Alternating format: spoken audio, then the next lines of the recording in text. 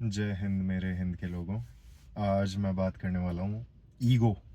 Ego या अहम। So basically कई बार हमने बोला है कि आजकल हम ये बोलते हैं कि यार इसमें अहम आ गया या इसमें इसका ईगो बहुत ज़्यादा बढ़ गया। बट क्या सही में किसी का ईगो बढ़ सकता है? क्योंकि हम जो सोचते हैं ना कि ईगो ईगो तभी बढ़ सकता है किसी इंसान का जब उसके अलावा वो कोई और काम कर ही नहीं सकता। ठीक है, तो जिसको भी हम बोल रहे हैं ना कि इसका ईगो बहुत ज़्यादा बढ़ गया, तो there must be a reason. अब वो रीज़न क्या है? अगर उसको लगता है पैसा, तो क्या वो अंबानी अडानी या जो भी है उनसे ऊपर निकल चुका है या उससे ज़्यादा कोई और कमा ही नहीं पा रहा है? दूसरी चीज़ कब आता है अहम, कि शुरुआत वहाँ से हुई हो कि सपोज तेंजिंग हिलेरी है, Tenzing Norgay and Edmund Hillary, उन्होंने एवरेस्ट चढ़ा।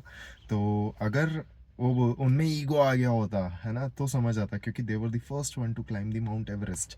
है ना, तो ईगो बहुत बड़ा शब्द है ना। जब ईगो से आता है कि अहम ब्रह्मास्मि, मतलब लाइक अहम जिसके में आ जाता है तो वो ब्रह्मा के बराबर हो जाता है। ऐसा लाइक उसको सब आ चुका है वाला सीन हो जाता है ना। तो ईगो टू बी ऑनेस्ट ऐसा किसी में नहीं आ सकता, है ना।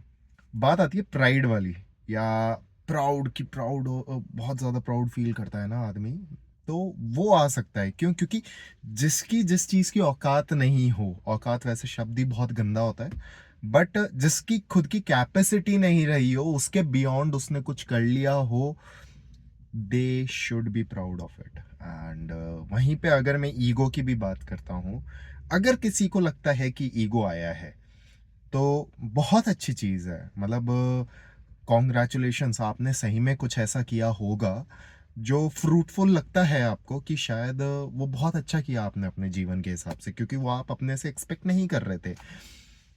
पर मैं इतना बोलता हूँ, ईगो आना कोई बुरी बात नहीं है। इट्स जस्ट दैट कि you are respecting your self.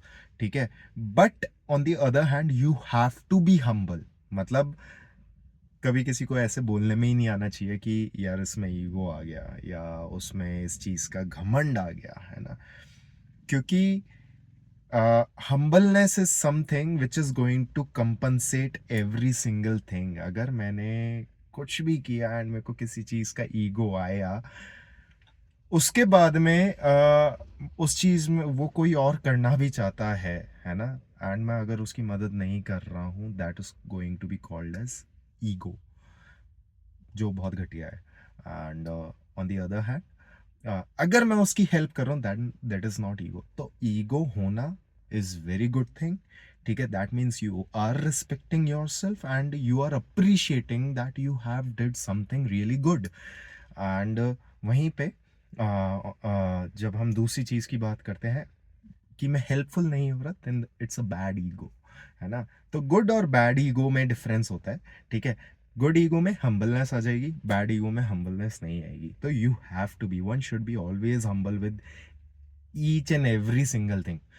चाहे वो इंसान के प्रति हो, चाहे वो सामान के प्रति चीज हो, है ना। जैसे आज मैं अपनी गाड़ी भी चला रहा हूँ, तो I have to be humble with even with this thing, है ना। कि मेरे को पता है कि यहाँ से गाड़ी गाड़ी की कैपेसिटी नहीं है, बट मैं उसको रगड़ रहा हूँ, that means I am not being humble with even my things, है ना। तो लाइफ में स्टे हम्बल, है ना। एंड ईगो वगैरह कुछ खराब चीज़ नहीं है। That means you have done something really good, है ना, and you are appreciating yourself, that is really nice, right? Thank you.